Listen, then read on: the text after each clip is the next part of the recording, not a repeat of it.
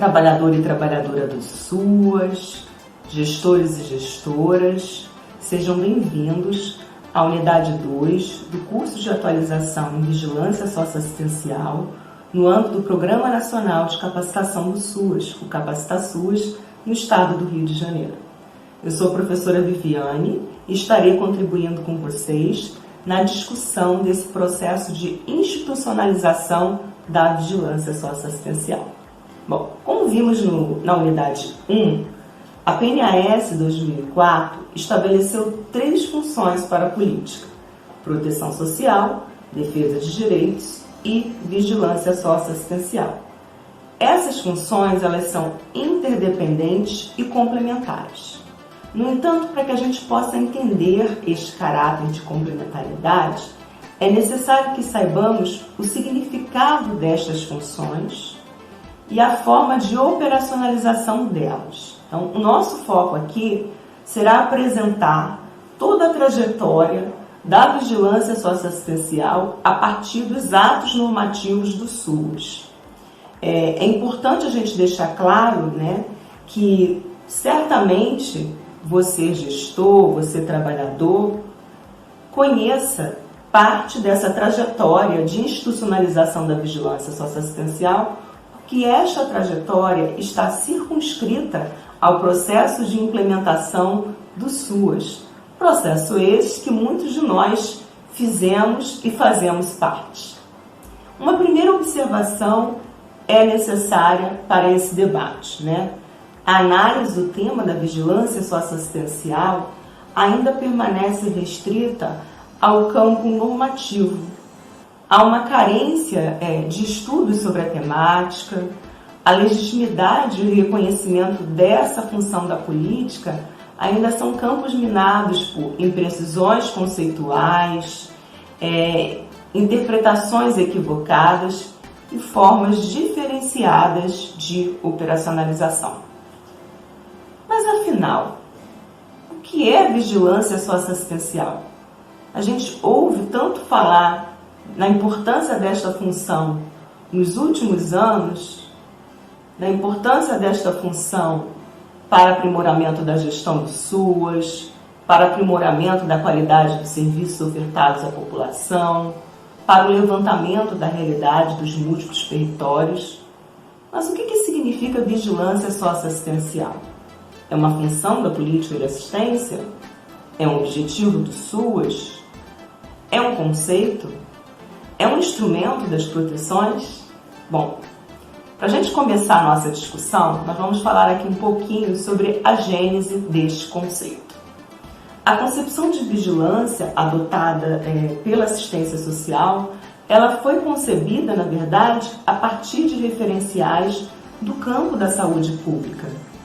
Isso não é uma novidade, se considerarmos que o SUAS ele é fruto do aprendizado com outras políticas, sobretudo com a política de saúde. Como todo um sistema que deve ser dotado de organização interna para subsidiar a formulação e a implementação de políticas, o SUS se estruturou numa perspectiva de prevenção e controle de riscos, agravos e doenças.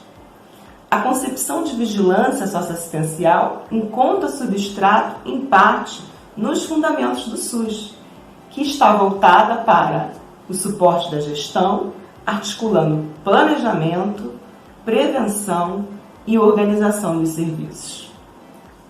Na PNAS 2004, é a primeira normativa em que a gente consegue observar o conceito de vigilância socioassistencial.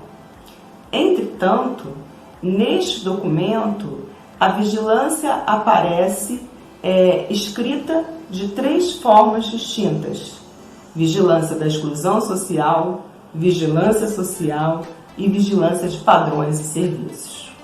O conceito já carregava, desde a sua gênese, interpretações equivocadas, imprecisões e corroborou uma confusa teia de significados enraizada nos distintos documentos inerentes à política de assistência social. A PNAS define a vigilância enquanto a produção, sistematização, análise e disseminação de informações, indicadores e índices territorializados das situações de vulnerabilidade e risco social que incidem sobre famílias e indivíduos. Outra questão importante que a PNAS traz em termos introdutórios da vigilância socioassistencial é a constituição de 3 referências que perpassam toda a discussão do tema. Primeiro, a associação com o território, riscos e vulnerabilidades e sua importância para o planejamento da política, o seu papel de acompanhamento e o terceiro, a atualização dos dados referentes ao SUAS. Então, a gente consegue, a partir dessas 3 referências, perceber também algumas questões que já são colocadas para a vigilância socioassistencial enquanto área de gestão do Sistema Único de Assistência Social. Na NOBSUAS 2005, ela reitera essas 3 referências sinalizadas pela PNAS, mas com uma singularidade.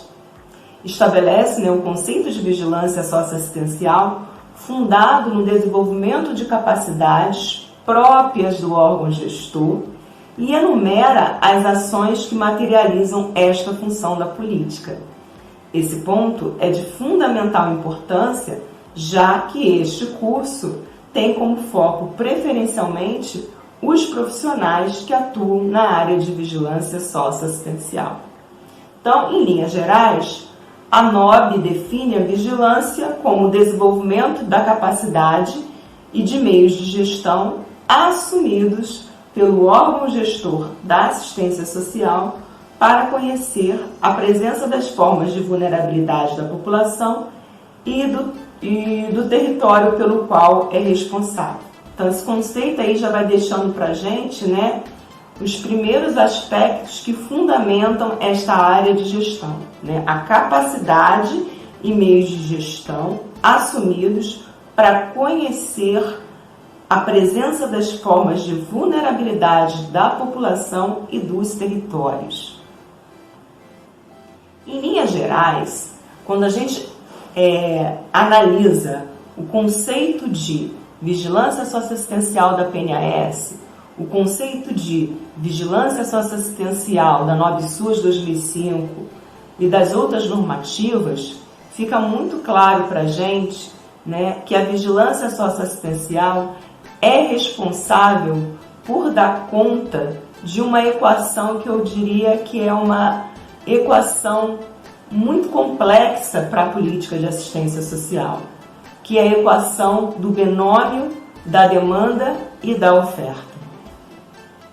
Na Lei 12.435 de 2011, a lei que altera a Lei Orgânica da Assistência Social, a LOAS, no 2º artigo da LOAS, a vigilância ela já começa a ser indicada enquanto um objetivo do SUS que visa analisar territorialmente a capacidade protetiva das famílias e nela a ocorrência de vulnerabilidades, de ameaças e vitimizações de danos. Provavelmente, alçar a vigilância na condição de objetivo do SUAS foi uma tentativa de dotá-la de legitimidade no conjunto das questões relativas ao processo de implementação desse sistema. Entretanto, um questionamento é necessário. Naquele momento, em 2011, quando foi publicada a Lei 12.435, a concepção de vigilância socioassistencial, será que ela estava estruturada no âmbito do SUAS a ponto de atingir o patamar de objetivo do sistema? E atualmente, será que estamos conseguindo afiançá-las de fato enquanto um objetivo do SUAS? Na NOBSUAS 2012, a vigilância socioassistencial é caracterizada como uma das funções da política de assistência social que deve ser realizada por intermédio de produção, sistematização, análise e disseminação de informações territorializadas. E aí a NOB reitera o levantamento das situações de risco e vulnerabilidade, né, que incidem sobre famílias e indivíduos, e a questão do tipo, volume dos padrões de qualidade dos serviços ofertados pela rede socioassistencial. Então, a NOB SUAS 2012, ela foi a primeira regulamentação no âmbito da política de assistência social que apresenta, ainda que de forma elementar, alguns aspectos sobre a operacionalização da vigilância socioassistencial.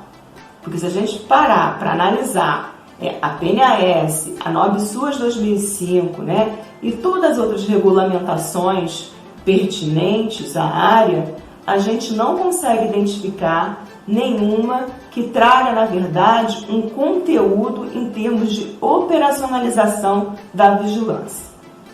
No artigo 90, a NOB 2012 destaca que a União, os Estados, o Distrito Federal e os municípios devem instituir a área de vigilância socioassistencial diretamente vinculada ao órgão gestor da política de assistência, dispondo de recursos de incentivo à gestão para sua estruturação e manutenção.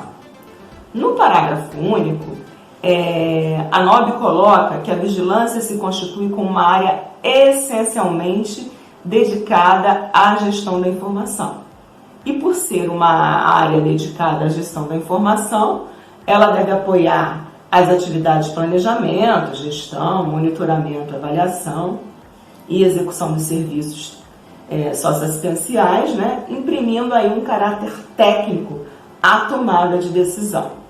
E, além disso, ela visa a produção, sistematização, possibilitando conhecimentos que contribuam para efetivar o caráter preventivo e proativo do SUAS, né?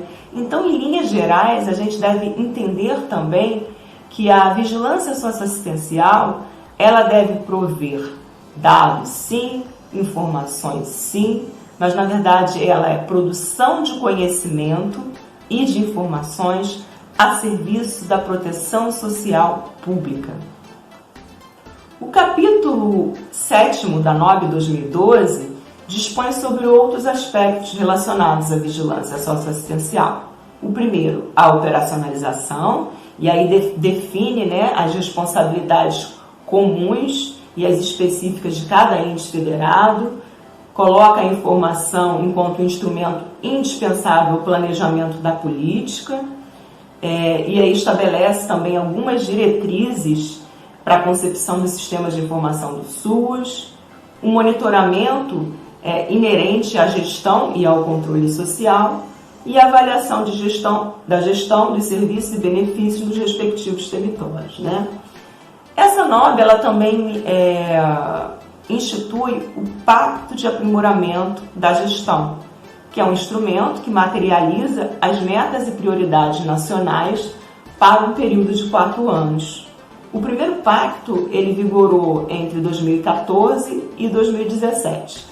E dentre as metas colocadas para os municípios, né, sobretudo os municípios de grande porte e metrópoles, era que 100% desses municípios deveriam instituir a vigilância socioassistencial na estrutura do órgão gestor das suas respectivas secretarias ou órgão congênere. Os dados do Censo SUAS 2019 apontam que a vigilância estava formalizada em apenas 29% dos municípios brasileiros. Nas secretarias, né, responsáveis pela gestão da política de assistência social. Este é um aspecto que nós vamos discutir na próxima unidade do nosso curso de atualização, a formalização da área no órgão gestor.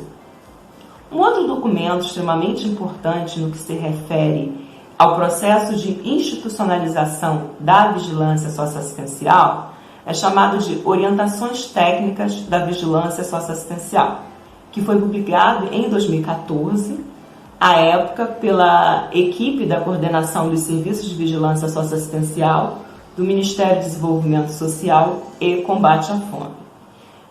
Este documento ele tinha como objetivo, né, subsidiar a implantação da vigilância nos entes federados. E é importante a gente trazer algumas considerações sobre essas orientações, né? Por ser um documento norteador para a área, muitas vezes ele ainda vem sendo compreendido como uma espécie de receita de bolo, na qual estão dispostos os ingredientes e os modos de operacionalização da vigilância socioassistencial. A gente precisa ter muito cuidado com esse tipo de reflexão.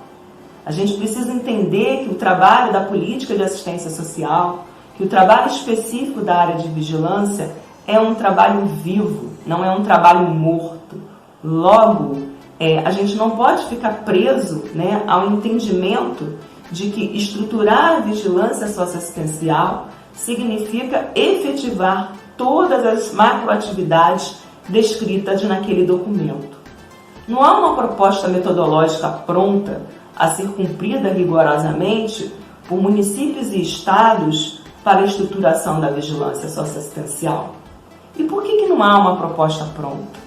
Não há uma proposta pronta porque se a gente compactuar, né, com uma noção de vigilância socioassistencial, que é um conhecimento da realidade, para que a gente possa aprimorar as ofertas dos nossos serviços, a gente precisa entender que a metodologia desse trabalho ela deve ser revista constantemente.